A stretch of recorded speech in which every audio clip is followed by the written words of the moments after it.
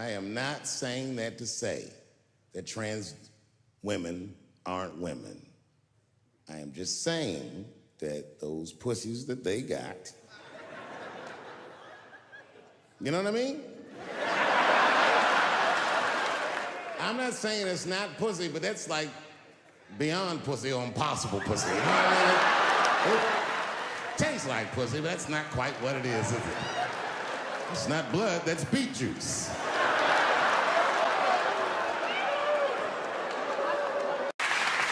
But I can't say the word faggot.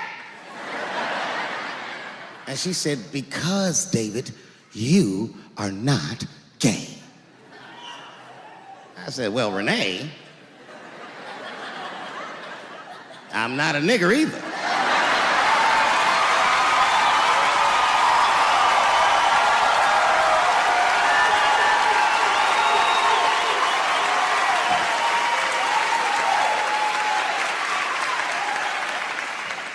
But you see, what I didn't realize at the time and what Kevin had to learn the hard way is we were breaking an unwritten and unspoken rule of show business. And if I say it, you'll know that I'm telling you the truth. The rule is that no matter what you do in your artistic expression, you are never, ever allowed to upset the alphabet people.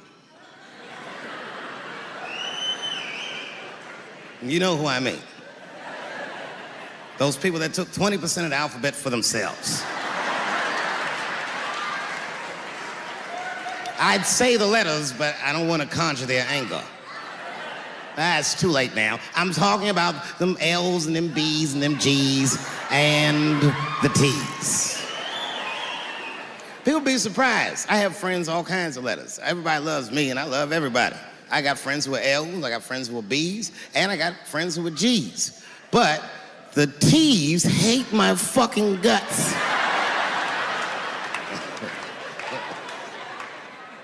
And I don't blame them.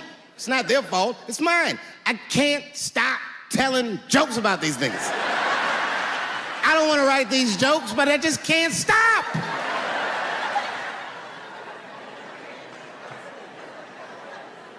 You know, you hear all those letters together all the time, LBGT, LBGT, and you think it's just one big movement. It's not. All those letters are their own movement. They just travel in the same car together. And my guess is,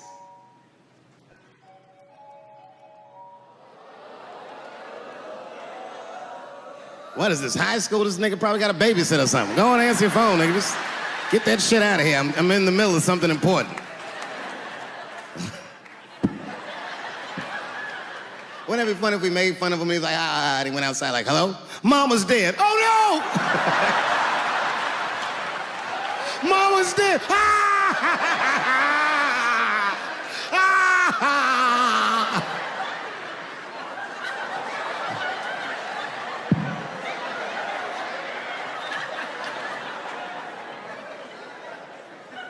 That was a weird timed phone call, wasn't it? It's like his phone is gay.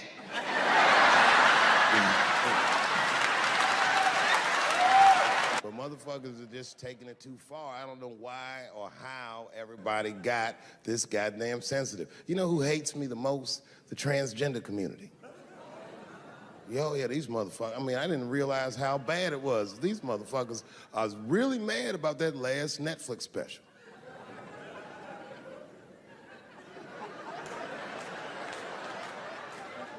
It's tough, man. I don't know what to do about it, cause I like them. I always have. Never had a problem with them. You know, just fucking around. As a matter of fact, I think I make fun of everybody, and I mean, as a group of people, they have to admit, it's kind of fucking hilarious, man. I'm sorry, bro. It's like, I've never seen somebody in such a hilarious predicament not have a sense of humor about it. They're born feeling like there's something other than they're born as, and that's kind of funny, you know? I mean, it's funny if it's not happening to you. It's like that white black bitch that's in the news all the time. Rachel Dolezal. She's a white woman, but then she dressed up like a nigga and shot her way up to the very top of blackness. And I always wanted to meet her just so I could understand. I just wanted to like have dinner with her so I could just look in her eyes and call her a nigger to her face. The fuck is that bitch talking about? I identify black. That is trans talk, lady. Stop biting. Stop biting. There's a big difference between her and a trans. The difference between her and a trans is I believe transgenders. I don't understand them either, but I know they mean what they say. Them niggas cut their dicks off. That's all the proof I need. I've never seen somebody just throw their dick away. Don't need it.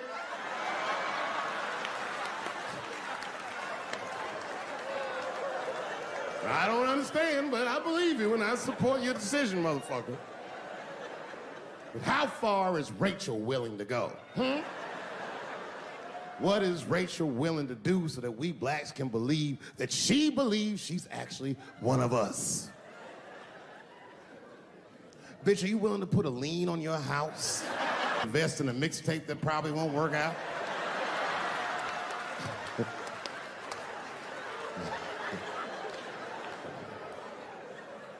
She didn't even change her name. Didn't even change her name. Her name is Rachel. I can't believe in that name. If you want my support, you're gonna have to change your name to the blackest shit I've ever heard. Bitch, you're gonna have to change your name to Draymond Green. I don't know a blacker name than that. That shit is black on paper. If you type Draymond Green into Airbnb, that shit will log off automatically.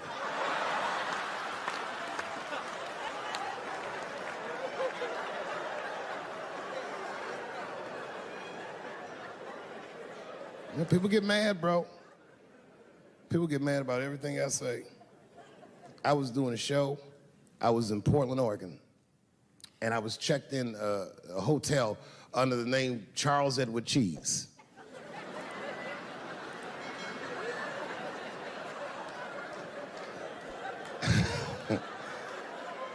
I came back, and there was a note. It was like a letter on my desk. It was addressed to Mr. Cheese. So obviously, I'm gonna assume that whoever wrote this letter must be an intimate friend of mine. This is not some kind of name that a person would just guess. But then I open the letter, and it turns out I don't know this person at all. It's a fan letter. You know, I'm not even used to the idea that I have fans, but I'm grateful for it. And even though I'm grateful for fans, I don't read those letters.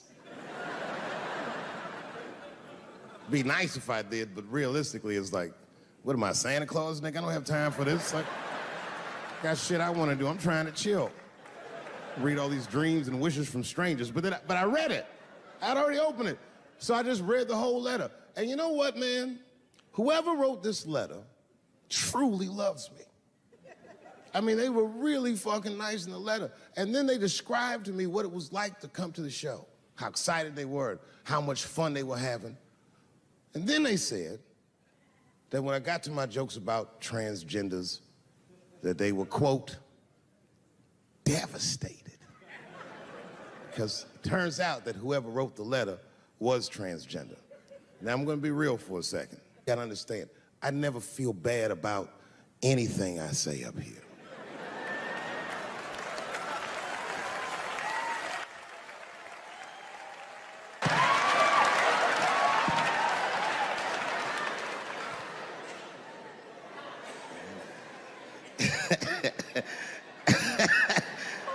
Like I was saying, my guess is the G's are driving that car. That makes sense to me, because there's white men in the G's. And these people are trying to get around discrimination and oppression. And you know how white dudes are. We know these roads. In fact, we built these roads.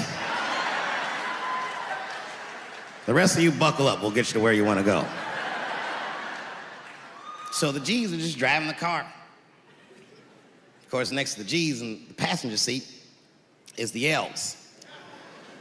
Everybody likes the L's, except for the G's. I don't know what that's about. I just know the G's don't like them that much. And the G's always say like little subliminal digs on them. It's unnecessary shit. It's not mean, but you know what I mean? They just be like, I wouldn't wear that.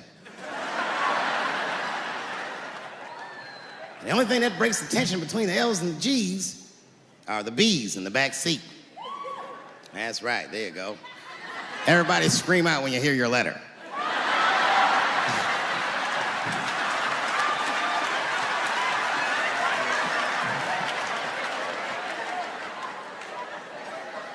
If it's one thing that the L's and the G's agree on, is that the B's are fucking gross. They seem greedy to the L's and the G's, you know what I mean? They're just sitting in the backseat like, yeah, man, I'll fuck anybody in this car. What's going on, man?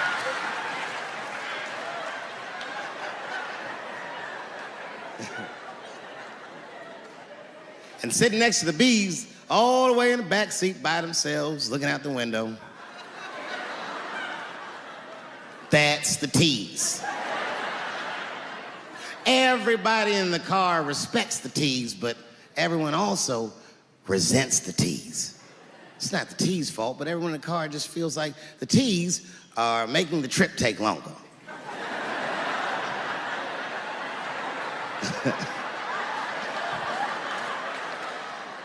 Anything the T's say gets on everybody's nerves. And then the T's don't even say anything bad. They just be in the back talking to themselves. I'm hot. Shut up. Shut the fuck up, okay? Just roll the window down, you bitch. I don't know what you... What? Just said I was hot. Could you pull over at the next exit? I need to use the restroom. There is not a restroom for you for 4 states, nigga. Will you just shut the fuck up so we can get where we're going?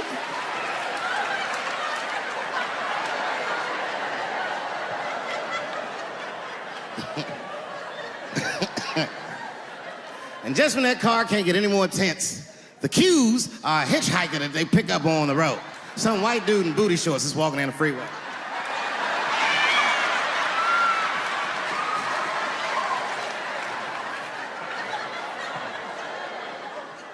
The G's see him. That guy might be one of us. Hey, are you okay? You need some help? And he come over there with them booty shorts leaning on the window. Hey, what's going on, fellas? Lady? Whatever pronoun makes you feel comfortable in the back.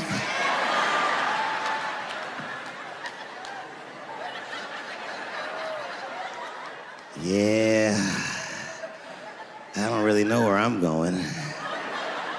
I don't know if I'm gay or I'm straight or whatever. All I know for sure is that I really want to get in this car.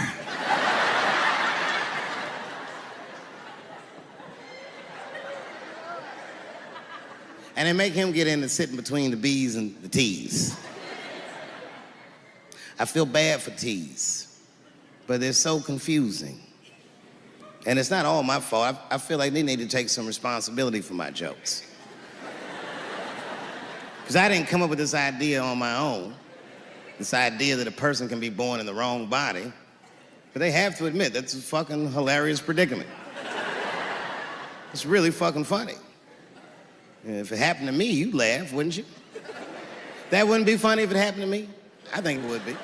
What if it did? What if I was Chinese, but born in this nigga body? That's not funny.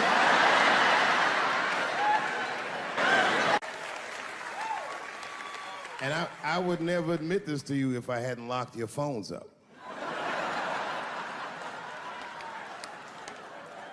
But it was the weirdest thing. Like, when I read this letter, this shit made me feel bad. I didn't feel bad about what I said, you understand?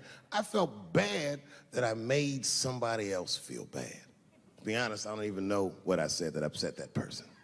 I have so many transgender jokes.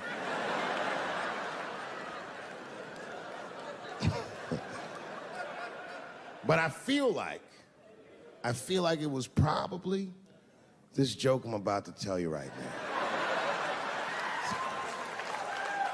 And it's not even that bad of a joke. It's a true joke. I mean, it's not true, but I had read in the paper that Caitlyn Jenner was contemplating posing nude in an upcoming issue of Sports Illustrated.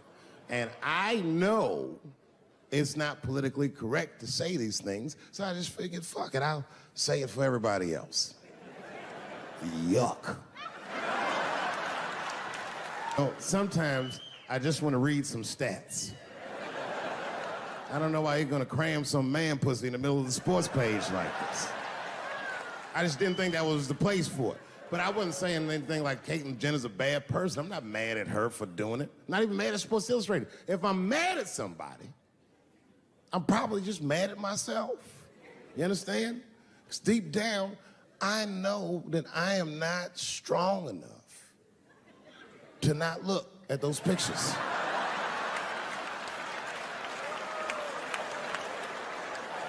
And I don't think I'm ready to see what she's trying to show me. So Caitlyn, goddamn it, if you go through with this thing, bitch, you better go hard or go home.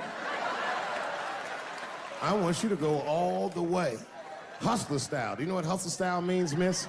That means spread the lips.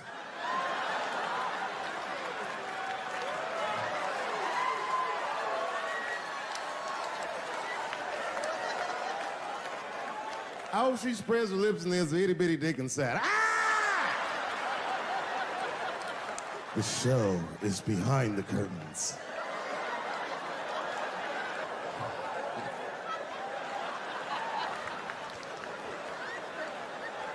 I don't know what I said that upset that person. But I'm gonna tell you something. When I read that letter, and the moments after I read it, I did something that many black men in America do not have the time or the money to do. I thought about how I felt.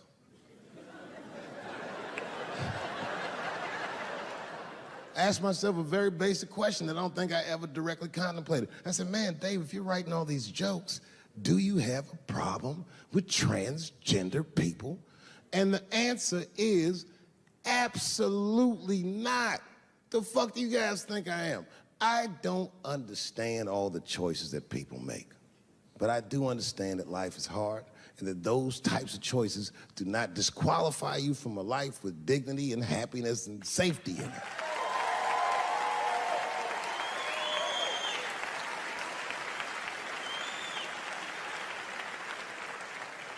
But if I'm honest,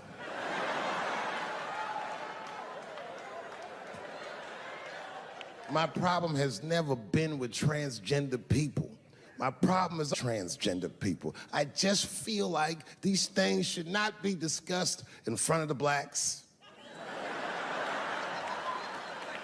It's fucking insulting, all this talk about how these people feel inside. Since when has America given a fuck how any of us feel inside?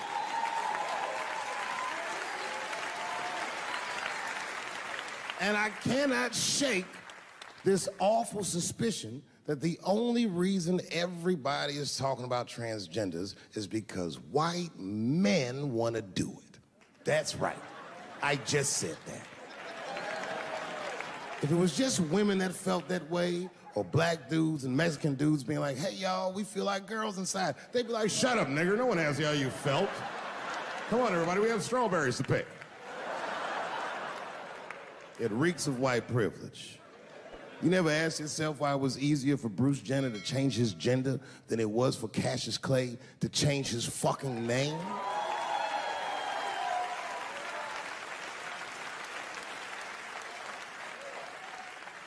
And if I were to be brutally honest, the only reason I ever been mad at the transgender community is because I was at these niggas for 6 songs straight.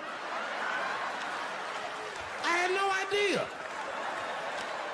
And then the lights came up and I saw them knuckles. I said, oh no! And everybody was laughing at me, hi, world star. I said, why didn't you say anything? And then I heard that sultry voice. I didn't say anything, Dave Chappelle, because I was having a wonderful time. And I wasn't sure how you'd feel about it. I said, you knew how I'd feel. And she said, I'm going home. I don't want any trouble from you. I said, home, it's only 2 songs left. I mean, we might as well finish the night. And we ended up having breakfast together. Oh, grow up, that doesn't make me gay. I just titty fucked her. His titties are as real as any titties in L.A. It's 2 o'clock in the morning. I was just borrowing a little friction from a stranger. Whoops. Although Dave Chappelle, the black American, he was a little jealous. I was like, how the fuck are transgender people beating black people in the discrimination Olympics? If the police shot half as many transgenders as they did niggas last year, it'd be a fucking war in L.A. I know black dudes in Brooklyn, hard street motherfuckers that wear high heels just to feel safe.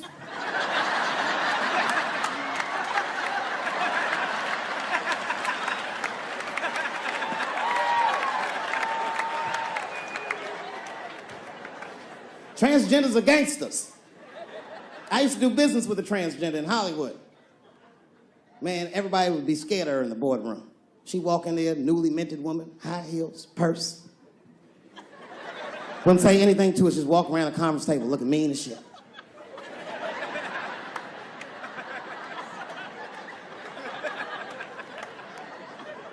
And then she walked to the head of the conference table, stare at us all, reach in her purse, and pull her old dick out and throw it on the table. Let's talk business, gentlemen. Ah!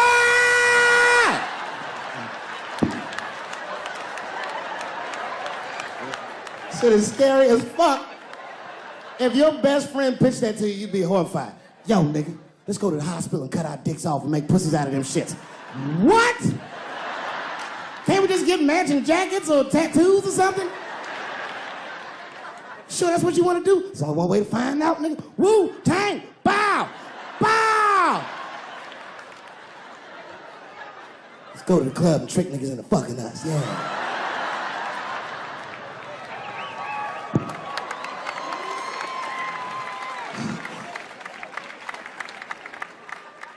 The third time I met O.J. Simpson.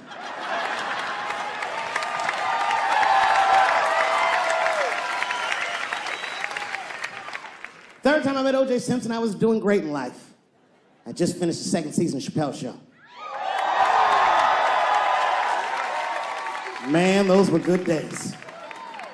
I was playing a comedy club in Miami, the Improv. I don't know if you've ever been, but if you have, you'd know. The door for the green room is right on the stage. Can you imagine such a thing? If I walked out of the door of the green room, bam, I'm just right here. It's right from the dressing room. And I did that. I walked out, and the whole crowd was like, hooray! And I looked, ma'am, as close as you are to me, I saw him as soon as I came out, the juice. And I saw recognition in his eyes, and it filled me with pride that he knew who I was. I didn't acknowledge his presence because it was a white audience, and I didn't want to start a panic. But I did my show. Show went great. I said, good night, everyone. They all said, yay! And I didn't say nothing to OJ, but I just gave him the signal, let him know I knew he was there. And I walked into the green room, and OJ was already in there. I was like, how the fuck is this possible? I was scared. And then my friends came in, and we all started talking. We sat down on the couch, and I'm just telling you what I saw with my own eyes. You can believe me or not believe me. But in my experience, O.J. Simpson, one of the nicest men I'd ever met. He was nice to me. He was nice to my friends. The conversation was filled with warmth and levity, humor, and wisdom. We talked for 90 minutes, and then suddenly the Juice said, you know what? I've got to be going. But it's good to see you again, and I'm glad things went so well. I said, thanks, Juice. And my friend said, yeah, goodbye, Mr. Juice. They're new to the game. He said, no, thank you for your hospitality. Good night, guys. And we said, good night. And he just walked out of the room. And as soon as the door closed, we all looked at each other like, that nigga did that shit. I I could feel like murder in the room.